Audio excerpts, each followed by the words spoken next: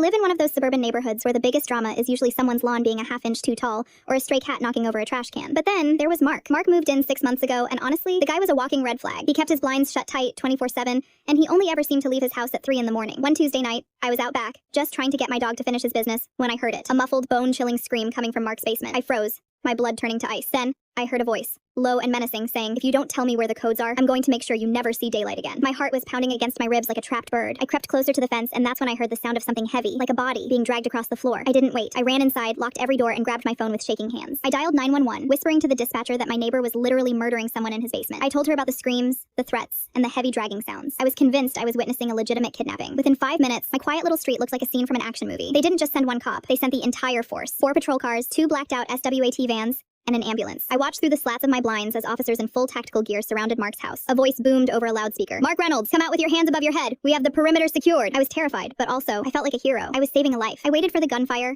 for the explosion, for the dramatic rescue of some poor soul trapped in that basement. The front door creaked open, very slowly. Mark stepped out, but he didn't look like a hardened criminal. He was wearing bright orange, fuzzy pajama pants and a headset, and he looked absolutely mortified. The police didn't care. They tackled him into his flower beds, handcuffed him, and started shouting questions about where the victim was. Mark was just stuttering, his face turning a shade of red I didn't even know existed. While 2 officers held him down, a tactical team breached the basement door with a battering ram. I held my breath, waiting for them to bring out a survivor or a body bag. 10 minutes passed. Then 15. Finally, the lead sergeant walked out of the house. He wasn't carrying a victim. He was carrying a professional-grade, high-sensitivity microphone and a script. He walked straight toward my house, looking like he wanted to arrest me instead. He knocked on my door and said, "Sir, your neighbor isn't a serial killer. He's a voice actor for horror games." It turns out, Mark was recording lines for a huge AAA title called Dark Corridor. The screams were recorded takes, and the dragging sound was just him moving a heavy beanbag chair to get better acoustics. I had to stand on my porch and watch the entire SWAT team pack up while Mark glared at me from the back of a patrol car. He didn't get charged, but I'm pretty sure he's going to sue me for the front door they smashed in. Now every time I see him at the mailbox, he just stares at me, leans in close, and whispers in his creepiest villain voice, "I'm still looking for those codes," before walking away laughing. I think it's time for me to move.